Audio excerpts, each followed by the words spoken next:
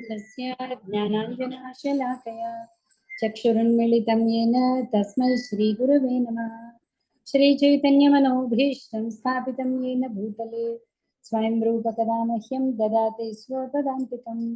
वन्देऽहं श्रीगुरो श्रीयुतपदकमलं श्रीगुरुं वैष्णवांश्च श्रीरूपं साग्रजातं सहगण रघुनाथान्वितं तं सजीवं साद्वैतं सावधूतं परिजनसहितं कृष्णचैतन्यदेवं श्रीराधा कृष्णपादान् सहगण ललिता श्रीविशाखान्वितांश्च। हे कृष्ण करुणा सिन्धु दीनबन्धो जगत्पते गोपेश गोपिका कान्ता राधा कान्ता नमोस्तुते। तप्तकाञ्चन गौराङ्गी राधे वृन्दावनेश्वरी वृषभानुसुते देवी प्रणमामि हरिप्रिये। वाञ्छाकल्पतरुभ्यश्च कृपा सिन्धुभ्येव च पतितानां पावनेभ्यो वैष्णवेभ्यो नमो नमः। श्रीकृष्ण चैतन्य प्रभु नित्यानंद श्री अद्वैत गदाधर श्रीवासादि गौरभक्तवृंद। हरे कृष्णा कृष्ण कृष्णा हरे हरे हरे राम राम राम हरे हरे। नमो विष्णुपादाय कृष्ण पृष्ठाय भूतले श्रीमते भक्तिवेदांत स्वामिन्यति नामिने नमस्ते सारस्वते देवे गौरवाणी प्रचारिणे निर्विशेषा शून्यवादी पाश्चात्यदेशतारिणी मूकं करोति वाचालं पङ्गुं लङ्घयते गिरिं यत्कृपातमहं वन्दे परमानन्दमाधवं श्रीगुरुं दीनतारिणं कृष्णचैतन्यं ईश्वरम्।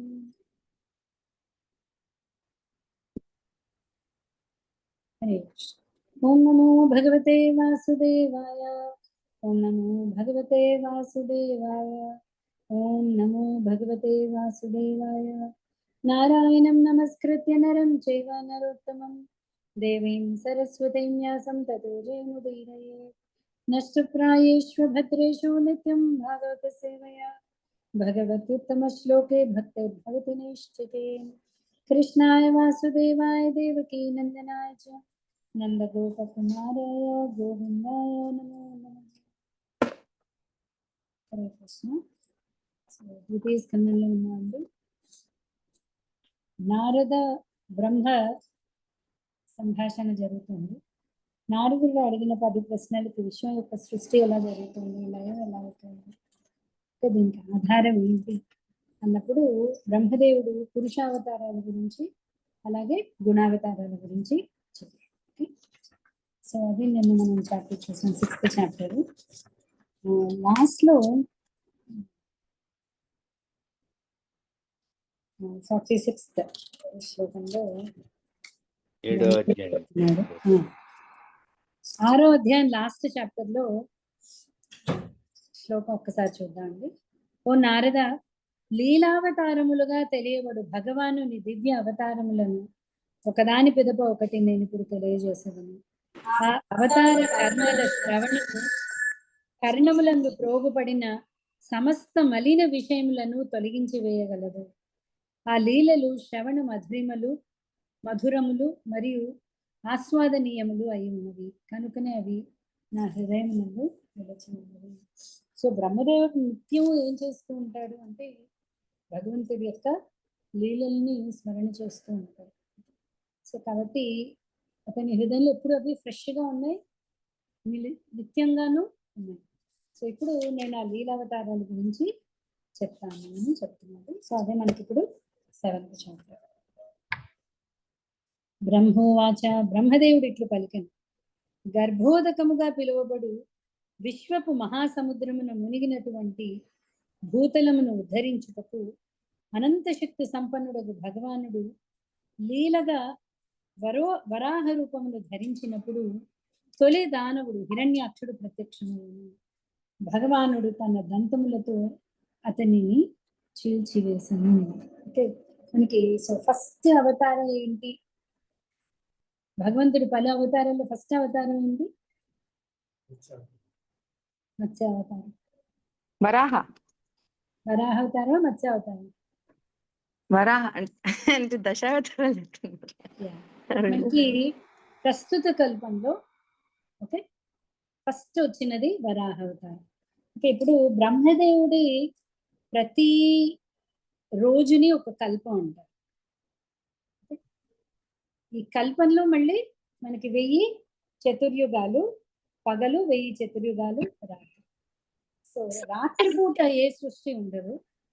1000 చతుర్యుగాలు పగలపూట ఉంది కదా. చతుర్యుగం అంటే సత్యయుగం, త్రేతాయుగం, ద్వాపరయుగం, కలియుగం, మళ్ళీ సత్యయుగం, త్రేతాయుగం, ద్వాపరయుగం. సో ఈ సైకిల్ జరుగుతూనే ఉంటుంది. సో ప్రతి యుగంలో కూడా ఓకే జీవులను ఉద్ధరించడం కోసం భగవానుడు అవతరిస్తూనే ఉంటాడు. ఓకే సో కొన్నిసార్లు ముందు మత్స్యావతారం రావచ్చు, కొన్నిసార్లు వరాహ అవతారం రావచ్చు, కొన్నిసార్లు ఏ రకంగా అయినా రావచ్చు. భగవంతుడి యొక్క ఇచ్చ ప్రకారం అతని అవతారాలు జరుగుతాయి. అయితే ప్రస్తుతం ఉన్న కల్పం శ్వేత వరాహ కల్పే అని చదువుతున్నాం కదా మనం. సో ఫస్ట్ వరాహ అవతారం. ఓకే ఇంకొకటి పెద్ద సీక్వెన్స్ గురించి మనం అంతగా బోధర్ అవ్వట్లేదు. ఎందుకు అంటే కొన్నిసార్లు పురాణాల్లో ఏమవుతుందంటే ఒక చోట ఒక కల్పంలో జరిగిన అవతారం గురించి రావచ్చు. ఇప్పుడు ఫర్ ఎగ్జాంపుల్ మనకి కొన్నిసార్లు అంటూ ఉంటారు రాధ కృష్ణుడి కంటే పెద్దది, ఇన్ఫాక్ట్ మేనత్త వరుస అవుతుంది, అలా అంటూ ఉంటారు. ఓకే అలాగా రాధాకృష్ణులు కూడా రావడం అనేది అనేక సార్లు జరుగుతుంటుంది. ప్రతిసారి ఇలాగే జరగాలి అని ఏం లేదు. ప్రతిసారి రావణాసురుడు వచ్చి సీతను అపహరించాలి అని కాదు. భగవంతుడు లీలలు అనేక వైవిధ్యంతో కూడుకుని ఉంటాయి. ఓకే సో ప్రతిసారి ఒకే అవతారం ఒకేలా జరగడానికి అందులో కూడా అర్థం లేదు. అంటే ఒకసారి ఆల్రెడీ జరిగింది, అదే రకంగా మెకానికల్ గా ఏమీ ఉండదు, యాంత్రికంగా జరగవు భగవంతుడి యొక్క అవతారాలు. ఓకే ఆ సమయానుసారం అప్పటి పరిస్థితికి తగ్గ అవసరానికి తగ్గట్టుగా భగవంతుడి అవతారాలు జరుగుతూ ఉంటాయి. ఓకే సో ప్రస్తుతం స్టార్టింగ్ మొదటి అసురుడు ఎవరు అంటే హిరణ్యాక్షుడు. సో అతన్ని వధించడానికి వరాహ అవతారం, అలాగే యజ్ఞ వరాహ అవతారం. సో ఫస్ట్ మనం చూస్తే వరాహ అవతారం 2 సార్లు వస్తుంది. ఇంకా బ్రహ్మదేవుడు సృష్టి మొదలు పెడదాం అనుకున్నప్పుడు భూమి తన గతి తప్పి పడిపోయి ఉంటుంది, అప్పుడు యజ్ఞవరాహుడి కింద వస్తాడు. అదే వరాహవతారం మళ్ళీ హిరణ్యాక్షుడు భూదేవిని ఆర్బిట్ కక్ష నుంచి తప్పించినప్పుడు మళ్ళీ కూడా అదే వరాహవతారం. సో సీక్వెన్స్ పెద్ద మనం తెలిసిన సీక్వెన్స్ ఈ మత్స్య కూర్మ వరాహ నృసింహ వామన ఇవన్నీ కూడా జయదేవ స్థుతిలో వచ్చిన సీక్వెన్స్. జనరల్ గా అది దశావతారం అని అంటూ ఉంటాం మనం, కానీ భగవంతుడి అవతారాలు అనేకం. ఓకే అనంతం. సో ఇక్కడ బ్రీఫ్ గా ఒక్కొక్క శ్లోకంలో కొంచెం కొంచెం అవతారం గురించి ఇచ్చారండి బ్రహ్మదేవుడు చెప్తున్నప్పుడు. మనకి యాక్చువల్గా భాగవతంలో వెళ్ళే కొద్ది మనం ప్రతి అవతారాన్ని డీటెయిల్డ్ గా కూడా చదువుతాం. ఓకే సో ఫస్ట్ గర్భోదకంగా పిలువబడి విశ్వపు మహాసముద్రమున మునిగినటువంటి భూతం. ఈ గర్భోదకము అంటే తెలుసా అండి? ఎప్పుడైతే మనం చెప్పుకున్నాం కదా పురుషావతారాల్లో మహావిష్ణు గార్భోదక సాయి విష్ణు కింద వచ్చాడు అని. ఓకే ఎప్పుడైతే వచ్చి విష్ణుమూర్తి ఎంటర్ అయ్యాడో విశ్వం అంతా చూస్తున్నాడు. చూసినప్పుడు అప్పుడే భౌతిక ప్రపంచంలోకి ఎంటర్ అవుతున్నాడు. సో విపరీతంగా చెమట పోసింది స్వామివారికి. స్వామివారి చెమటతో సగం విశ్వం అంటే ఈ 14 లోకాలు ఉన్నాయి ఒక లోకం, సగం స్వామివారి చెమటతో నిండిపోయింది. ఓకే అదే గర్భోదకం. సో అప్పుడు స్వామివారికి నిత్య సేవకుడైన అనంతశేషుడు వెంటనే పాన్పు కింద అక్కడ రెడీగా ఉన్నాడు స్వామివారిని సేవించుకోవడం కోసం. సో స్వామివారు అక్కడ కూర్చోవడము లేదా పడుకున్న పూజ ఏదైనా సరే అప్పుడు ఈతన్నే మనం గర్భోదక సాయి విష్ణు అంటాం. అతని గర్భం నుంచే మనకి తామరతుడి వచ్చి, అది కూడా అండి ప్రస్తుతం పద్మకల్పము అంటారు. అంటే బ్రహ్మదేవుడు ఈ రోజు విశ్వం పద్మాకారంలో ఉంది, ఎలా అయినా రావచ్చు, ఇలాగే అని రూల్ లేదు. కృష్ణుడు చెప్పేశాడు రూల్స్ అన్నిటికీ అతీతుణ్ణి నేను. ఓకే సో భగవంతుడి ఎలా ఇచ్చ కలిగితే అలా యోగమాయ అలాగే మహామాయ దాని ప్రకారంగా అన్ని సమకూరుస్తూ ఉంటాయి. ఓకే సో గర్భోదకంగా పిలువబడి విశ్వపు మహాసముద్రమున మునిగినటువంటి భూతలమును ఉద్ధరించుటకు అనంత శక్తి సంపన్నుడు భగవానుడు లీలగా వరాహ రూపమును ధరించినప్పుడు తొలి దానవుడు హిరణ్యాక్షుడు ప్రత్యక్షమైనను భగవానుడు తన దంతములతో అతనిని చీల్చివేశాడు. వాళ్ళిద్దరి మధ్య చాలా రసవత్తరంగా జరుగుతుంది యాక్చువల్లీ యుద్ధం. అది మనం వరాహ అవతారం అప్పుడు చదువుతాం. Okay, next. ప్రజాపతి తన భార్యకు ఆకూతి గర్భమున సుయజ్ఞుని పుత్రునిగా బడసెను. పిదప సుయజ్ఞుడు తన భార్యకు దక్షిణ గర్భమున సుయమాది దేవతలను పుత్రులుగా బడసెను. సుయజ్ఞుడు ఇంద్రదేవునిగా ముల్లోకముల గొప్ప ఆర్తులను శమింపజేసెను. ఆ రీతి విశ్వార్తి హరము కావించినందున ప్రజాపతి యొక్క స్వయంభూవ మనువుచే తదుపరి హరి అని పిలువబడను. సో బ్రహ్మదేవుడు చెప్తున్న సీక్వెన్స్ లో మనకి వరాహావతారం తర్వాత సుయజ్ఞ అనే అవతారం. ఓకే, ఈ సుయజ్ఞ ఏంటి అంటే రుచి ప్రజాపతికి ఆకుతికి జన్మించాడు. అతడే ఇంద్ర పదవిని కూడా స్వీకరించాడు. ఓకే, స్వయంభూవమను అతనికి హరి అన్న నామం ఇచ్చాడు. ఓకే,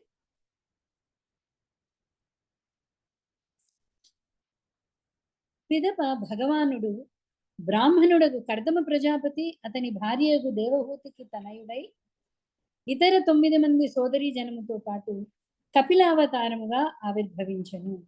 అతడు తన తల్లికి ఆత్మానుభవమును గూర్చి బోధ కావించెను.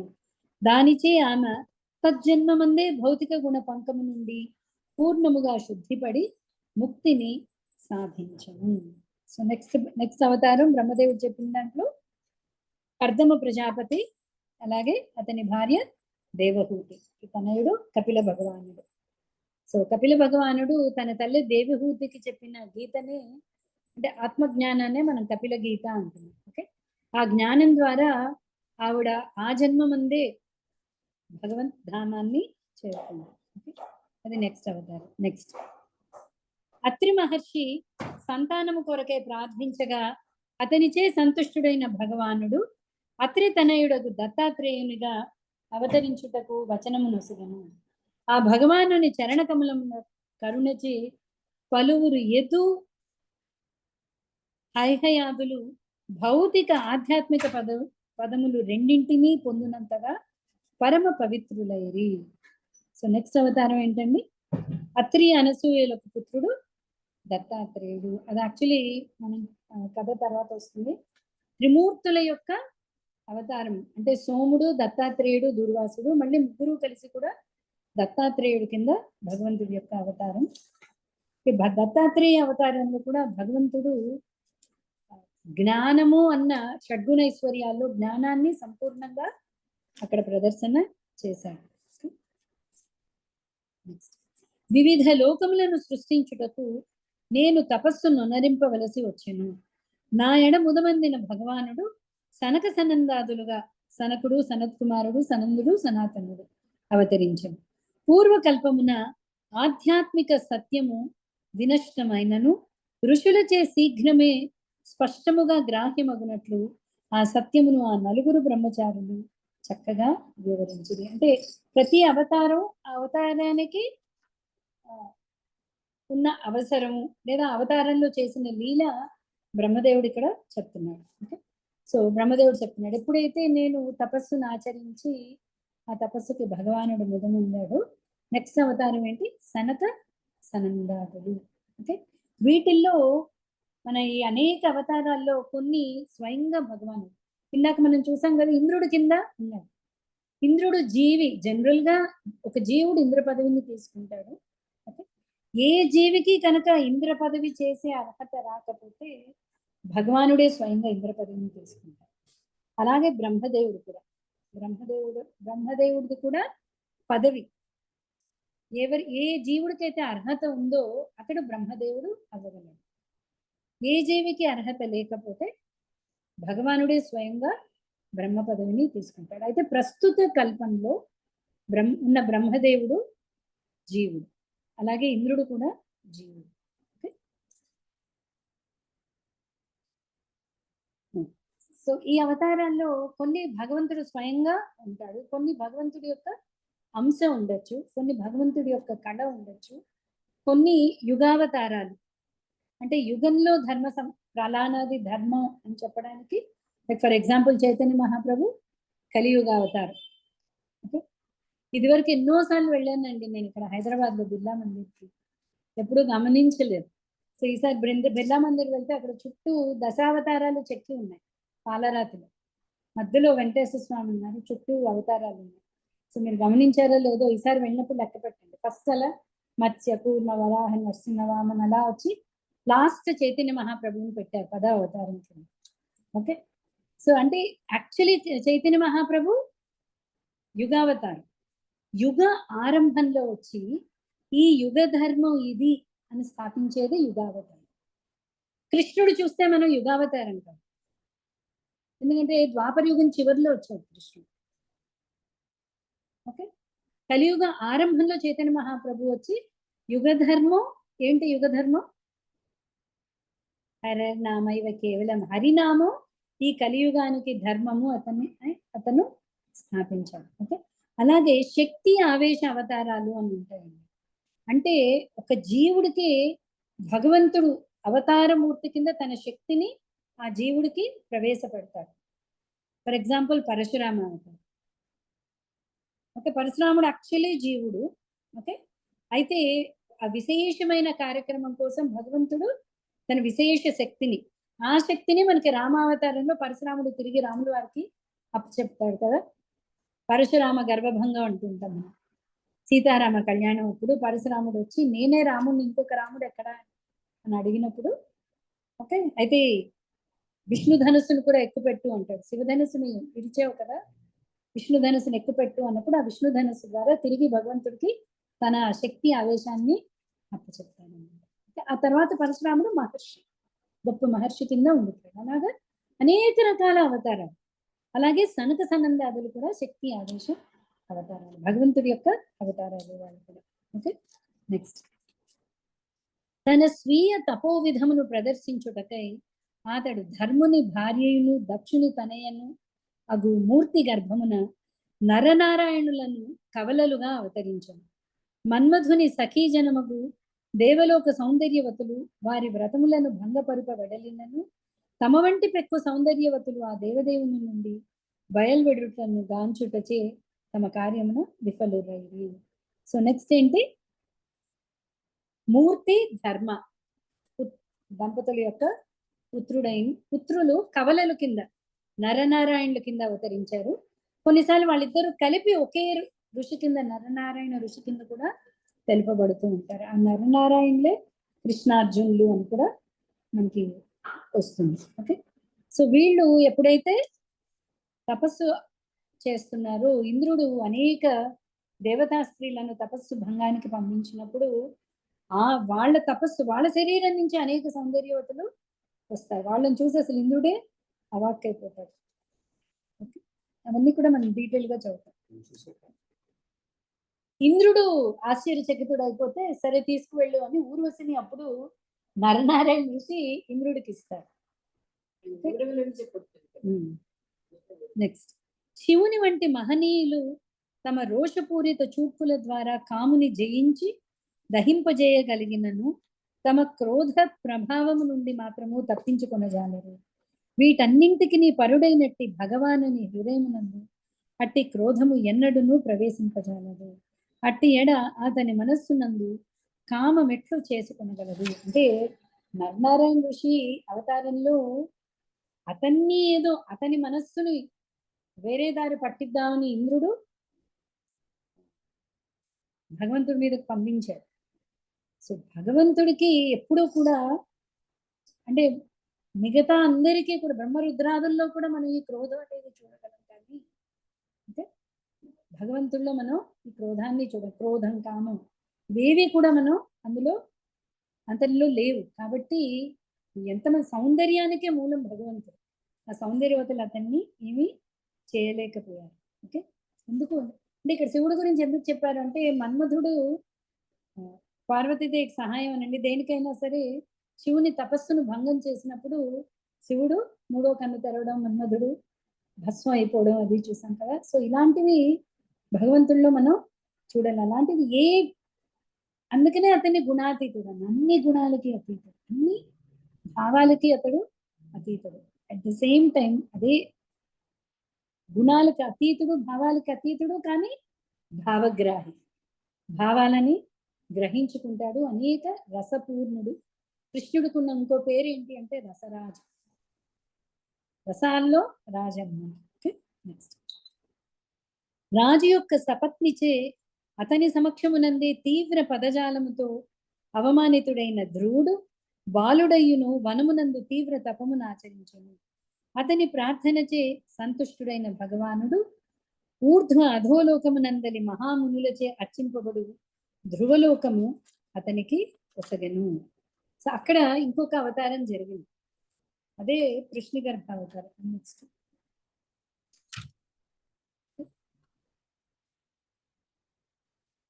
అంటే ధ్రువుడి కథ కూడా మనం డీటెయిల్ గా చదువుతా ఉంది. సవతి తల్లి చేత అవమానింపబడి, ఓకే, తన తల్లి సునీతి చేత బోధింపబడి భగవంతుడి గురించి తపస్సు చేసినప్పుడు కృష్ణగర్భ అవతారం ఉంది. కృష్ణగర్భుడి కింద భగవానుడు వచ్చి ధ్రువుడికి ఏకంగా రాజ్యంతో పాటు ధ్రువలోకాన్ని కూడా ఇచ్చారు. ఓకే, వేణ మహారాజు ధర్మపథము నుండి గతి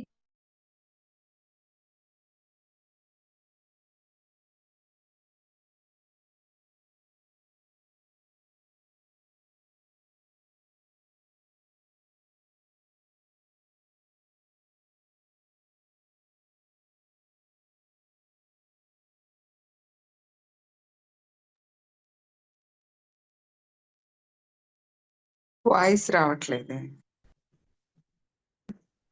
నేను అదే అడుగుదామని, సరే నెట్ ప్రాబ్లం ఉంటుంది. నెట్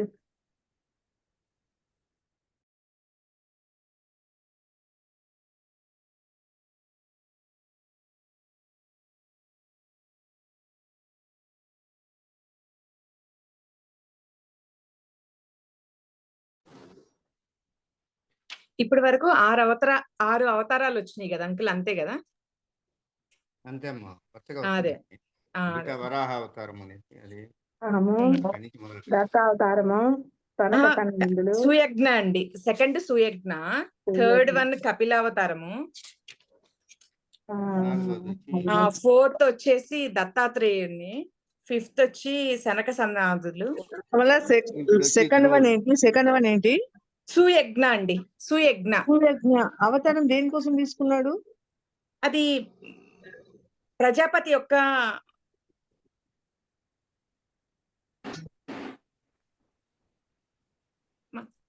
హరే కృష్ణ. సరే, నెట్ కట్ అయిపోయింది. అవునమ్మా.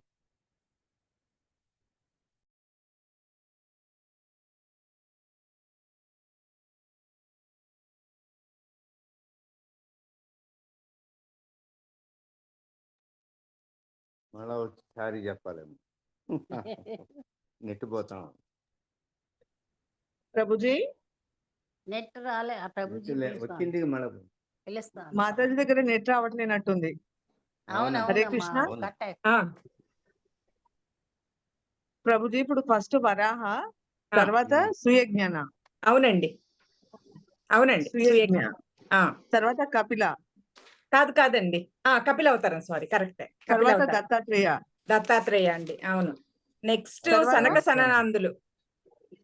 దత్తాత్రేయ తర్వాత సనక సనందనాథులు. అవునండి, 5. తర్వాత నరనారాయణులు. సుయజ్ఞ అవతారానికి రీజన్ ఏంటి? ప్రజాపతి వాళ్ళు భార్య అండి, వాళ్ళకి పుట్టిన ఆయన సుయజ్ఞ అనేది.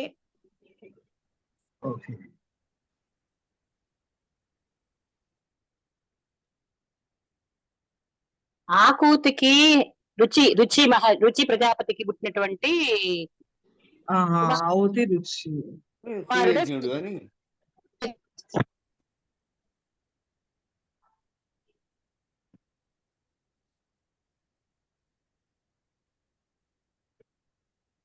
హలో హలో,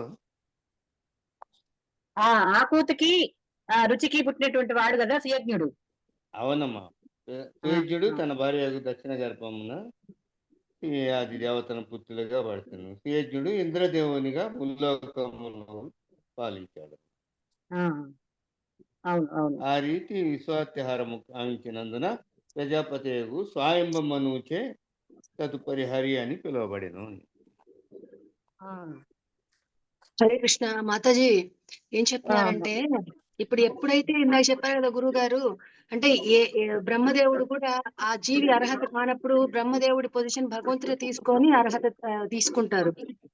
అలాగా స్వయంభూమను కాలంలో అక్కడ మనువుకి భగవంతుడు అంటే సహాయపడడం కోసం ఈ సుయజ్ఞ అనే ఆయన మనువుకి హెల్ప్ చేశారు. అందువల్ల మనువు చెప్పాడు, అంత హెల్ప్ చేశావు కాబట్టి నువ్వు హరి అంటే అందరిని హరించడానికి మాకు సహాయపడ్డావు కాబట్టి హరి అనే పేరుతో పిలువబడతావు. ఆయన పేరే హరి. ఆ సుయజ్ఞానే స్వయంభూమను హరి అని పిలిచారు. అంటే ఇప్పుడు ఎవరికి కష్టం వచ్చింది అంటే వాళ్ళు నారాయణ అంటారు, నారాయణ వచ్చేస్తారు. అవతారం కాదంటారా? అవతారమే. ఆ సుయజ్ఞుడి పేరే హరి అని స్వయంభూమను చేత పిలువబడినాడు అని చెప్తున్నారు కదా. అతనికి సహాయపడడం కోసం భగవంతుడు ఆ రకంగా వచ్చారు. సుయజ్ఞుడే కానీ ఆయన హరి అని పిలిచారట ఆయన్ని. స్వయంభూమను హరి అని పిలిచాడు.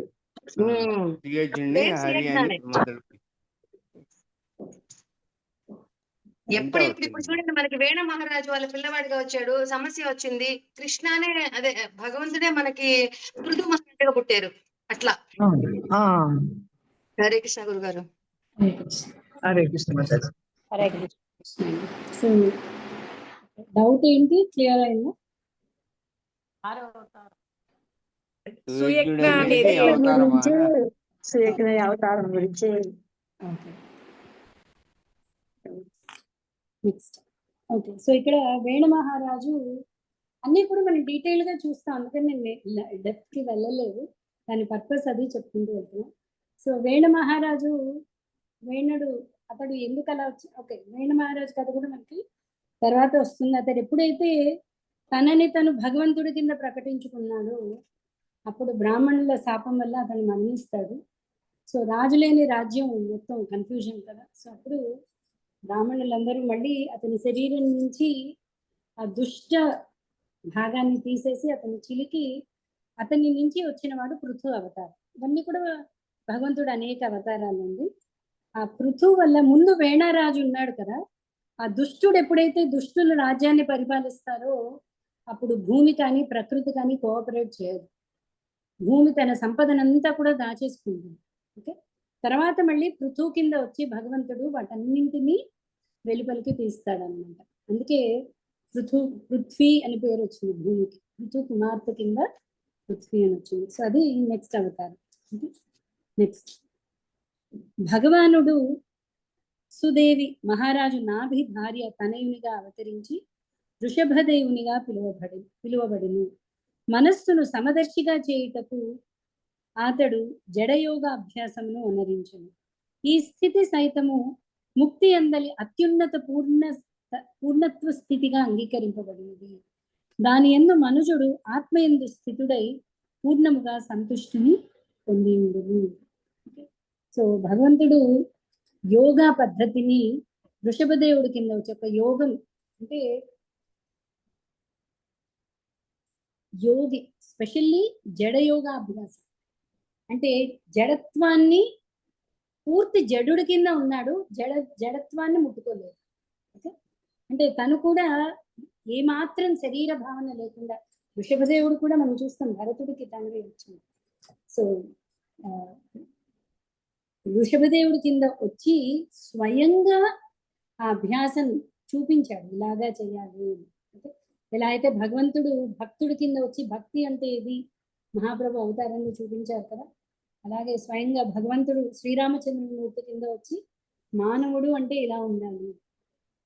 ఓకే, అలాగా భగవంతుడు స్వయంగా ఒక యోగి అనేవాడు ఎలా ఉండాలి వృషభదేవుడి అవతారంలో భగవంతుడు అది చూపించాడు అన్నమాట. నెక్స్ట్ నేను బ్రహ్మదేవుడు నిర్వహించిన యజ్ఞమున భగవానుడు హయగ్రీవ అవతారమున ప్రత్యక్షమయ్యను. సాక్షాత్తు యజ్ఞస్వరూపుడైన అతని దేహవర్ణము సువర్ణమయమై ఉండెను. వేద స్వరూపుడునైన భగవానుడు సర్వదేవతల యందలి పరమాత్ముడే ఉన్నాడు. అతడు శ్వాసించినప్పుడు వేదమంత్రముల మధుర వాక్కులు అతని ముక్కు పుటల నుండి బయలువెడెను. యాక్చువల్లీ హయగ్రీవుడి అవతారం మనకి డీటెయిల్డ్ గా ఇక్కడ భాగవతంలో రాదు. ఓకే, అయితే ఎప్పుడైతే భగవంతుడు రెస్ట్ తీసుకుంటున్నాడో మనకి వేదాలు బయటకు వెళ్ళిపోయినప్పుడు ఒక రాక్షసుడు హరిస్తాడు, అతన్ని హయగ్రీవ అవతారంలో భగవంతుడు వాటిని రక్షిస్తాడు అన్నమాట, వేద జ్ఞానాన్ని. 2-3 కథలు ఉన్నాయండి హయగ్రీవుడి దగ్గర. మత్స్యావతారంలో కూడా వేదోద్ధారణ. హయగ్రీవుడి అవతారం స్పెషల్లీ మధుకైటబుల సంహారానికి కనెక్షన్ ఉన్నది కదా, ఇంకో చోట వస్తుంది మనకు. అలాగే ఇంకొన్ని పురాణాల్లో మనకున్న కథ ఏంటి అంటే, భగవంతుడు విశ్రమిస్తున్నప్పుడు మధుకైటబులన్నీ హరించిన తర్వాత భగవంతుడు పడుకుని ఉంటే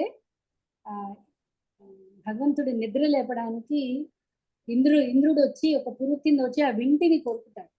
అది చాలా షార్ప్గా ఉండడంతో భగవంతుడి తల శరీరం నుంచి వేరు చేయబడినప్పుడు హయగ్రీవుడు అసురుడు, ఓకే, అతడి తలను తీసుకొచ్చి పెట్టి భగవంతుడికి అప్పుడు హయగ్రీవుడు అనే ఇది కూడా చాలా కథలు ఉన్నాయి హయగ్రీవుడి గురించి. మనకి భాగవతంలో అంత డీటెయిల్డ్ కథ అక్కడ లేదండి. మనకు వచ్చిన భాగవతంలో ఉన్నది ఏంటి అంటే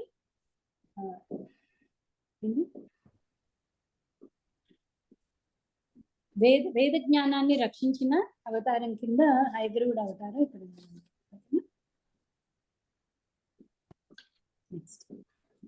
వైవస్వతమను కానున్న సత్యవ్రత నామధేయుడు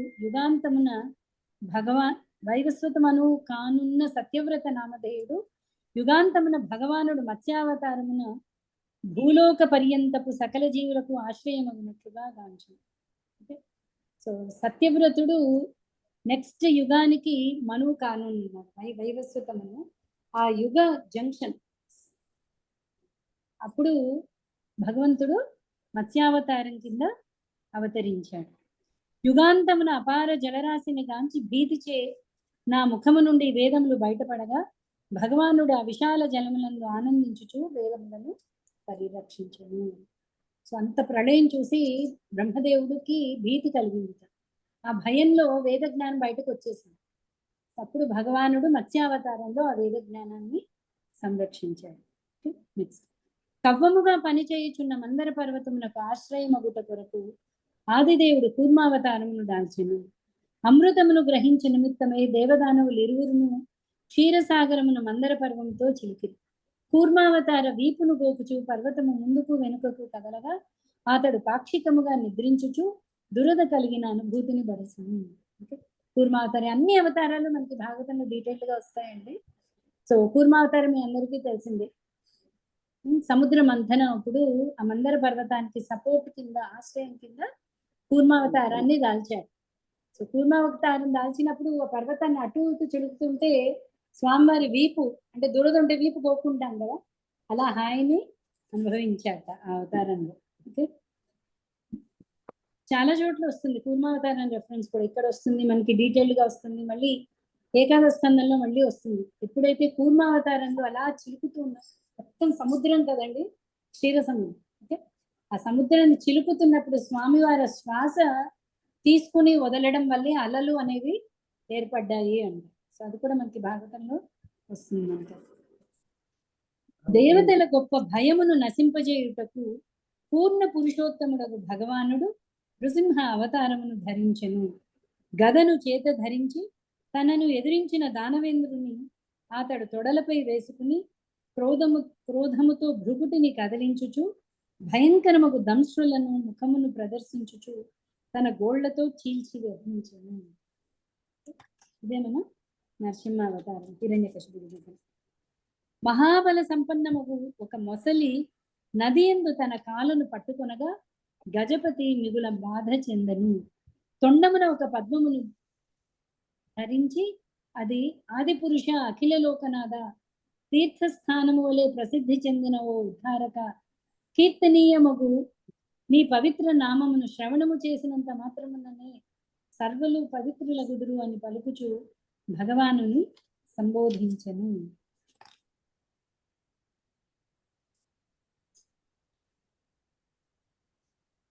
సో ఏంటండి అది?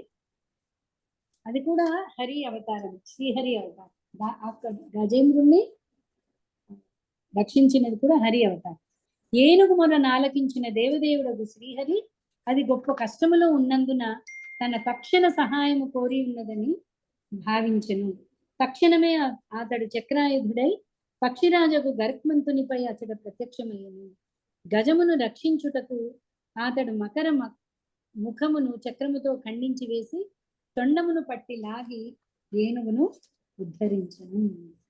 సో ఇది కూడా చాలా భగవంతుడి అనంత లీలల్లో, అంటే ఇది కూడా చాలా, అంటే భక్తులని రక్షించడం కోసం ఎంత ఆర్తిగా భగవంతుడు ఉంటాడు అని చెప్పడంలో గజేంద్ర మోక్షం కూడా మనం చెప్పుకుంటూ ఉంటాం. ఈ మధ్య అహోబిళం ఒక స్థలం పురాణంలో ఉన్నది. ఆ స్థలం ఏంటి అంటే, ఎప్పుడైతే ప్రహ్లాదుని పైనుంచి తోసిస్తారు కదా హిరణ్యకశిపుడి భటులు, పడిపోతూ ఉంటే స్వామివారు యాక్చువల్లీ వస్తున్నారు, ప్రతి చోట మహావిష్ణువు రక్షిస్తున్నాడు ప్రహ్లాదుని. ఎప్పుడైతే తోసేశారో గరుత్మంతుడి నుంచి స్వామివారు దూకేశారు. ఆ ఒక్క సెకండ్ ఎక్కడ మళ్ళీ, అంటే స్వామికి ఆత్రం చూడండి, స్వామి చెయ్యలేనిది ఏం లేదు, సంకల్పంతో ఆగిపోతాడు. కానీ భక్తుల ఆత్రం కోసం గరుత్మంతుడి నుంచి దూకేసిన ప్లేస్ అక్కడ ఉంది అహోబిళంలో, ఆ పర్టికులర్ నరసింహస్వామి ఇది. సో అలాగే గజేంద్ర మోక్షం కూడా చాలా చాలా విశేషమైన లీలలు. అది కూడా మనం డీటెయిల్ గా చూస్తాం. భగవానుడు భౌతిక గుణములన్నింటికీ పరుడైనప్పటికీ అదితి తనయులకు ఆదిత్యుల సమస్త గుణములను అతిశయించను. అతడు అదితి కనిష్ట తనయునిగా అవతరించను. విశ్వమునందలి సమస్త లోకములను అతిశయించిన కారణంగా అతడు అధియజ్ఞుడై ఉన్నాడు. 3 అడుగుల నేలను అడిగడి మిషతో అతడు బలి మహారాజు భూమినంతటినీ గ్రహించి వేసను. యాచింపకనే ఏ ప్రామాణికుడును ఎవరి న్యాయముగు సొత్తును గ్రహింపజాలనందున అతడట్లు యాచన సాధించను. సో వామనావతారం ఇంకా మరి యొక్క విశేష అవతారం. ఎప్పుడైతే మొత్తం నాది అని ఎవరైనా విరవిగితే అతని దగ్గర నుంచి మొత్తం హరించేవాడు. ఇందాక హరి అన్నారు ప్రసన్న, హరి మీనింగ్ చెప్తున్నారు. హరి అంటే ఒకటి మనస్సు హరించేవాడు, కష్టాల్ని హరించేవాడు, మనలో ఉన్న కామక్రోధ లోభమోహ మధుమాశ్చర్యాల్ని హరించేవాడు. హరి అంటే చోరుడు అనుకో. ఓకే, సో మనకి ఎప్పుడైతే మన భక్తికి ఏదైతే ఆటంకం కలుగుతుందో వాటన్నింటినీ హరించేవాడు. చోరాగ్రగణ్యం పురుషం నమామి అంటారు. ఆ హరించడంలో టాప్. ఓకే, సో అది వామనావతారం గురించి. భగవానుని పాదపద్మములను కడిగిన జలమును శిరమున ధరించిన బలి మహారాజు తన గురువు నిషేధించినప్పటికీ తన ప్రతిజ్ఞ తప్ప అన్యమును యోచింపలేదు. భగవానుని 3వ అడుగును పూర్తి చేయటకు ఆ రాజు తన స్వీయ దేహమునే అర్పణము కావించను. అటువంటి వానికి స్వర్గరాజ్యము సైతము విలువలేనిదై ఉన్నది. బలి మహారాజు అసురుడే అయినా ఓకే సమస్తాన్ని హరించి అతడు ఇంద్ర పదవిని కూడా హరించాడు బలి మహారాజు. సో అతని నుంచి సమస్తము వామన అవతారం కింద వచ్చి భగవంతుడు అతని దగ్గర నుంచి సమస్తము లాక్కున్నాడు. అయినా కూడా బలి మహారాజుని బంధించాడు కూడా వామనుడు. ఎందుకంటే నువ్వు ఇచ్చిన మాట ఇంకా కూడా నిలబెట్టుకోలేదు అన్నప్పుడు బలి మహారాజు తన శిరస్సుని ఇవ్వడం. యాక్చువల్లీ బలి మహారాజు పూర్తి శరణాగతి. మన 9 భక్తుల్లో ఏంటి లాస్ట్ ఇది ఆత్మనివేదనం. ఆత్మనివేదనం అంటే తనను తాను పూర్తిగా సమర్పించుకోవడానికి బలి మహారాజు ఎగ్జాంపుల్ చెప్పారు. సో వామనావతారంలో అటు వామనుడు, అటు ప్రహ్లాదుడు, అటు బలి మహారాజు యొక్క భక్తి కూడా మనం అక్కడ చూస్తాం. అంటే గురువు చెప్తున్నాడు, నా మాట వినకపోతే నువ్వు మొత్తం నేను శపిస్తున్నాను, నువ్వు సమస్తం కోల్పోతావు అని శపించినా కూడా, గురువుకి క్రోధం వచ్చినా కూడా అక్కడ బలి మహారాజు తన మాట నిలబెట్టడం కోసం స్వామికి తనను తను అర్పించుకున్నాడు. సో అది వామనావతారం యొక్క విశేషం. ఓ నారద, భగవానుడు హంసావతారమున నీకు భగవద్ విజ్ఞానమును దివ్యమగు ప్రేమయుత సేవను బోధించి ఉన్నాడు. భక్తియుత సేవయందు నీకు గల తీవ్ర అనురాగ కారణమున అతడు నీ ఎడ మిగుల ప్రసన్నుడయ్యను. పూర్ణ పురుషోత్తముడగు వాసుదేవుని శరణుజొచ్చినట్టు వారిచే మాత్రమే ప్రత్యేకించి అవగతమయ్యడి భాగవతము అతడు మీకు స్పష్టముగా వివరించను. సో మరి ఒక అవతారం ఏంటండి? హంసావతారం. హంసావతారంలో ప్రత్యేకించి భగవంతుడు భక్తి యోగాన్ని నారదుడికి బోధించాడు. సో భక్తి యోగానికి టాప్ మోస్ట్ ప్రామాణిక గురువు ఎవరు అంటే నారదుడు. సో నారదుడే మనకి భక్తి సూత్రాలు కూడా రచించాడు భక్తి యోగానికి. సో ప్రహ్లాదుడికి గురువు కూడా నారదుడు. భక్తి యోగానికి ప్రామాణికం అంటే నారదుడు. ఆ నారదుడు స్వయంగా హంసావతారంలో భగవంతుడి దగ్గర భక్తి యోగాన్ని అభ్యసించాడు. మన్వావతారముగా భగవానుడు మనువంశజుడై తన శక్తివంతమగు చక్రాయుధముచే దుష్టులకు రాజులను దమనము చేసి వారిని పాలించును. అన్ని పరిస్థితుల యందును నిరోధరహితమై అతని పాలనము గొప్ప యశస్సును బడసెను. అది ముల్లోకములందును మరియు వానికి పైనున్న విశ్వమందలి అత్యున్నత లోకమగు సత్యలోకమునందును వ్యాపించెను. ఇది ఒక అవతారం అని కాదండి, ప్రతి మనువు వచ్చినప్పుడు ఓకే మన్వంతర అవతారము ప్రతి మనువు 14 యుగాలు మనువు కింద ఉంటాడు. ఓకే సో ప్రతి మనువు అప్పుడు కూడా భగవంతుడు అవతారాలు దాలుస్తూ ఉంటాడు, ముఖ్యంగా దుష్ట శిక్షణ శిష్ట రక్షణార్థం. ఓకే సో అలాగా అనేక మన్వంతరాలు ద్వారా భగవంతుడు ముల్లోకాల ప్రసిద్ధి చెందుతాడు. ఇక్కడ పర్టికులర్ మన్వంతరం అని కాదు, ప్రతి మనువులు మన్వంత అవతారాలు అనేవి జరుగుతూ ఉంటాయి.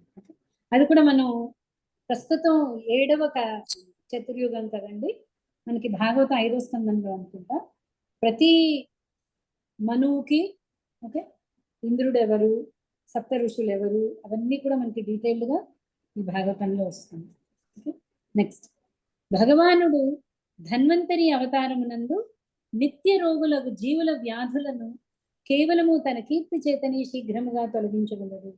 కేవలము అతని కారణముననే దేవతలు దీర్ఘాయువులను పొందుదురు. ఆ విధంగా భగవానుడు నిత్యముగా కీర్తనీయుడగును. యజ్ఞముల నుండి ఒక భాగమును సైతము అతడు బలవంతంగా పుచ్చుకొని ఉండను. అతడి ఆయుర్వేదమును విశ్వమందు ఆరంభించను.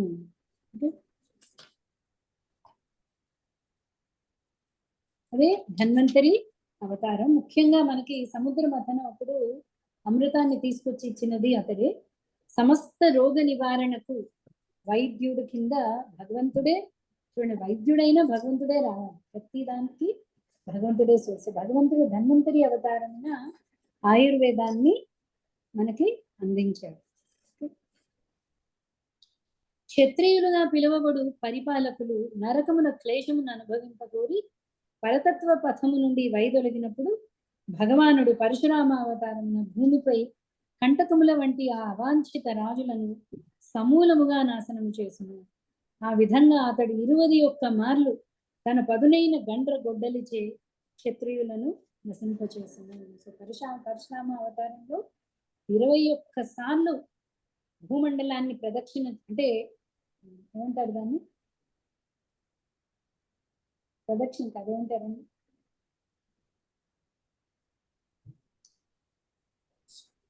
రాజు దండయాత్ర చేశారు 21 మార్లు.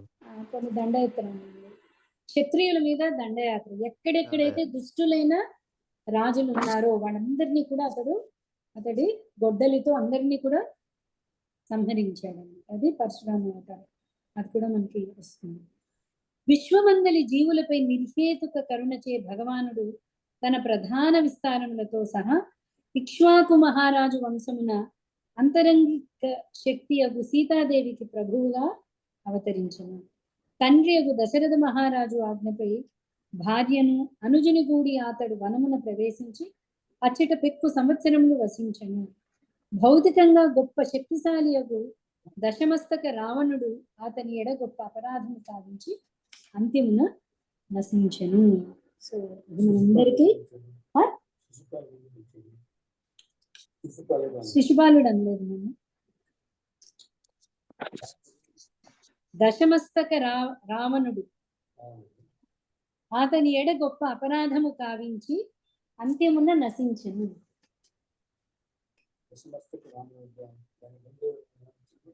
గొప్ప శక్తిశాలి అగు గొప్ప శక్తిశాలి అగు దశమస్తక రావణుడు. దశమస్తక రావణుడు అన్నాడు. దశమస్తకం అంటే 10 అంటే 10 తలల రావణుడు. సో ఇది రామావతారం గురించి.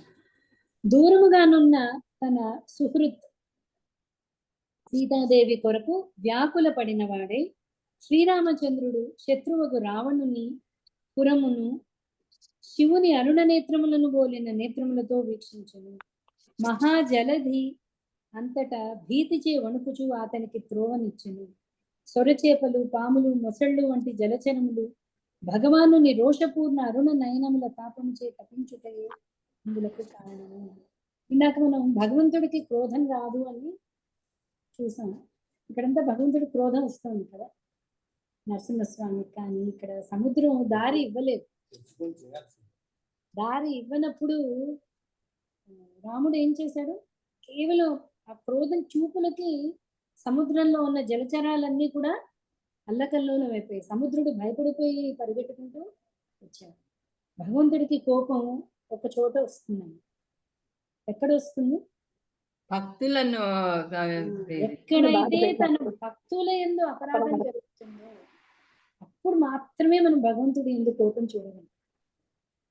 అందుకని ఇక్కడ సుహృత్ అని చెప్పారు. సీతాదేవి అక్కడ సీతాదేవిని రక్షించాలి అన్న మాత్రం, ఓకే, ప్రహ్లాదుని రక్షించాలి అన్న మాత్రం ఒకటి, ఓకే, కోపం ప్రహ్లాదుని బాధిస్తున్నాడు, సీతాదేవి బాధలో ఉంది.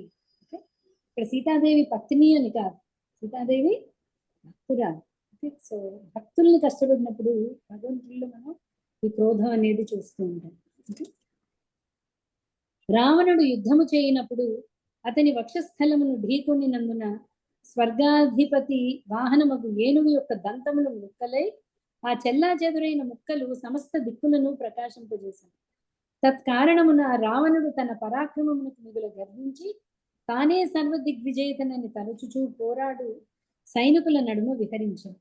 కానీ శ్రీరామచంద్రుని ధనుష్కంకారముచే అతని ఆనందాతిశయ హాసము ప్రాణవాయువుతో సహా అకస్మాత్తుగా అంతమయ్యను. సో చాలా మంది భగవంతుడి అంటే ఎక్కడికక్కడ దేవతల్ని గెలిచాను కదా హిరణ్యకశిపుడు అనుకున్నారు. ఇక్కడ మనకు చెప్పారు కదా, రావణాసురుడు వెళ్తుంటే ఏనుగు ఢీకొని ఏనుగు దంతాలు విరిగి అన్ని వైపులా పడింది. ఇంకా నన్ను మించిన వాడు ఎవరున్నారు అనుకున్నాడు రావణాసురుడు. ఓకే, సో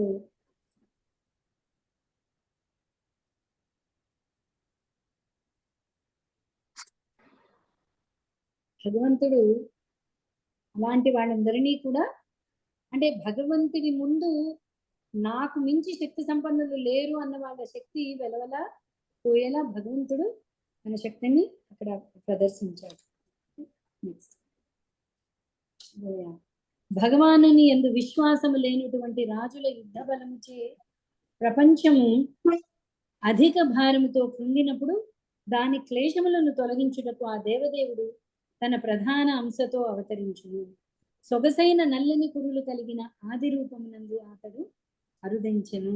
తన దివ్య మహిమలను విస్తరింపజేయుటకు అతడు అసాధారణ కర్మలను నరించును. అతడెంతటి ఘనుడో ఎవ్వరునూ సరిగ్గా అంచనా వేయజాలరు. ఏమిటి అవతారం? కృష్ణావతారం. తన ప్రధాన అంశతో, ఎవరా ప్రధాన అంశం? బలరాముడు. బలరాముడితో కూడి స్వయం భగవానుడు అంటే ఈ భూభారాన్ని తగ్గించడం కోసం అవతరించాడు. శ్రీకృష్ణ భగవానుడు దేవదేవుడు అనుటలో ఎట్టి సందేహము లేదు. లేనిచో కేవలము తల్లి ఒడిలోనున్నప్పుడు పూతన వంటి గొప్ప రాక్షసిని సంహరించుటకు కేవలము 3 మాసాల ప్రాయమున కాలితో బండిని తల్లకిందులు చేయుటకు ఆకాశమునంటడి అర్జున వృక్షములను దోగాడు సమయమునని పెళ్లగించుటకు అతనికి ఎట్లు సాధ్యపడేది?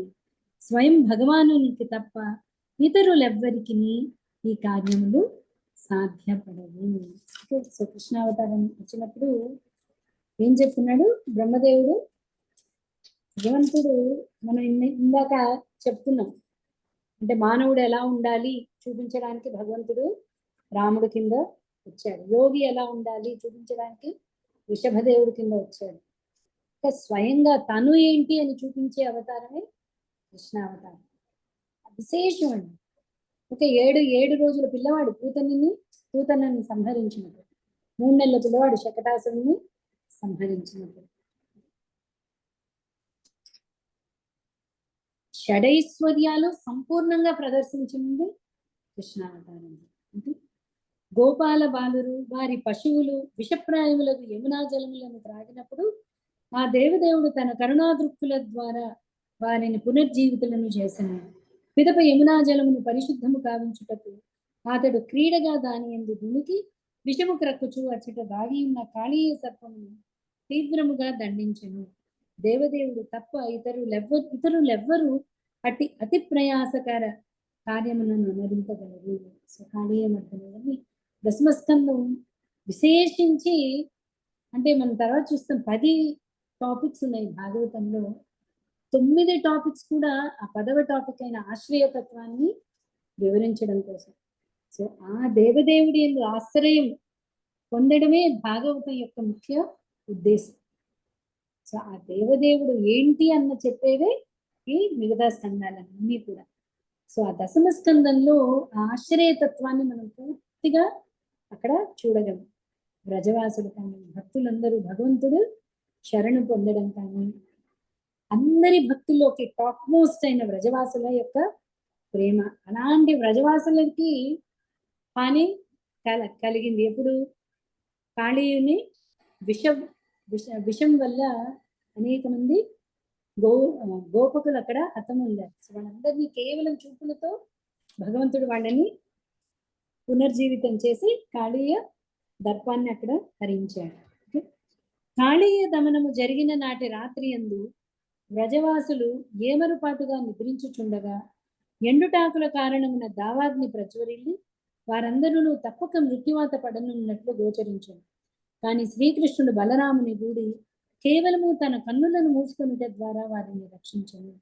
ఆ దేవదేవుని అలౌకిక కార్యములు ఆ రీతిగా ఉండెను. సో భగవంతుడు, ఎవరైనా భగవంతుడు అంటే అతని కార్యాలు ఈ రకంగా ఉండాలి.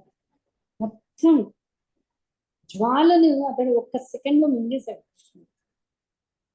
ఎందుకు అంటే అక్కడ అందరూ గోపిబాలకు అందరూ పడుకుని ఉన్నారు. సో వాళ్ళని రక్షించడం కోసం అగ్నినంతా చూశాడు, మింగేశాడు. తన చూపులతో వాళ్ళందరినీ రక్షించేశాడు. వ్రజగోప వనిత ఎవరు? శ్రీకృష్ణుని తల్లి యశోద తన పుత్రుని హస్తములను తాడుతో కట్టివేయాలని యత్నించినప్పుడు ఎల్లప్పుడూ ఆ త్రాడు తక్కువ పడినట్లుగా ఆమె కనుగొన్నది. చివరికి ఆమె ఆ కార్యమును విడిచిపెట్టగా శ్రీకృష్ణ భగవానుడు పిమ్మట తన నోటిని తెరచను. సమస్త విశ్వములు దాని యందు ఉన్నట్టుగా ఆమె గాంచి మనస్సునందు సంశయాత్మురాలయ్యను. కానీ తన పుత్రుని యోగ స్వభావమును ఆమె భిన్న రీతిలో నిశ్చయం చేసుకుని. కృష్ణ లీలలు రాగానే బ్రహ్మదేవుడు చాలా ఉత్సాహంతో అన్ని లీలలు, ఇంతవరకు అన్ని అవతారాలు చెప్పేశాడు ఒక్కొక్క శ్లోకంలో. ఇక్కడ రాగానే కృష్ణుడి దగ్గర రాగానే కృష్ణ లీలలన్నీ కూడా అతడు అతి ఉత్సాహంతో చెప్తున్నాడు. యాక్చువల్లీ మనం చూస్తే ఈ దామోదర్ లీల కదా ఇక్కడ మాట్లాడుతున్నాం. కృష్ణుడు యశోదకి బ్రహ్మాండాన్ని చూపించడం, దామోదర్ లీల రెండు కనెక్టెడ్ ఉంది. అంటే ఆ బ్రహ్మాండాలన్నీ తనలో ఉన్నప్పుడు తల్లిని మళ్ళీ మాయలో పెట్టేశారు, యోగమాయ. ఎందుకంటే ఉంది అని అనుకుంది అనుకోండి, ఆవిడ ఎలా కట్టేస్తుంది, కట్టేయడం అవ్వదు. అన్ని బ్రహ్మాండాలు తనలో ఉన్నప్పుడు కట్టేయడానికి ఏ తాడు సరిపోగలదు. అది ఎందుకు కూడా చాలా గొప్ప, అన్నిటికంటే టాప్ మోస్ట్ లీల రాసలీల, ఆ తర్వాత దామోదర్ లీల, కృష్ణ లీల. శ్రీకృష్ణుడు తన తండ్రి యొక్క నందమహారాజును వరుణదేవుని భయం నుండి రక్షించను. మయుని తనయునిచే కొండ గుహేందు దాచబడిన గోపాల బాలులను అచట నుండి విడిపించను. ఎవరండి మయుని తనయుడు?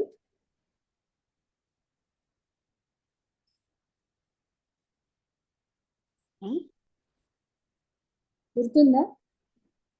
మయుని తనయునిచే కొండ గుహ యందు దాచబడిన గోపాల బాలులను అచట నుండి విడిపించను. వ్యోమాసురుడు. వ్యోమాసురుడు. అంతేగాక పగటి యందు పనిలో తలమునకలై తత్శ్రమ కారణమున రాత్రి యందు గాఢ నిద్రపోయేడి బృందావన వాసులకు శ్రీకృష్ణుడు ఆధ్యాత్మిక ఆకాశమునందలి అత్యున్నత లోకమును వసగును. ఈ కర్మలన్నీను దివ్యములై ఉండి నిస్సందేహముగా అతని దేవదేవత్వమును నిరూపించుచున్నవి. అవతార సమాప్తి జరిగేటప్పుడు కృష్ణుడు బృందావనానికి వెళ్ళి అక్కడ వాళ్ళందరినీ తన ధామానికి పంపించి తర్వాత తను వచ్చి ఇక్కడ ఈ మౌసల లీల జరిపించి యదువంశీయులందరినీ కూడా పంపించి చివరిన తను వెళ్ళాడండి గోలోకానికి.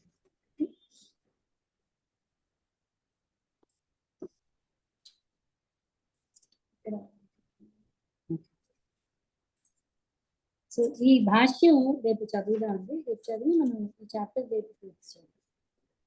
ఓకేనా? సో ఇంకేమైనా డౌట్స్ ఉన్నాయండి? ఈ అవతారాలన్నీ కూడా మనం డీటెయిల్డ్ గా మనం భాగవతంలో కృష్ణుడి అవతారాలు ప్రత్యేకించి దశమ స్కందంలో, మిగతా అవతారాలన్నీ కూడా మనకి రాబో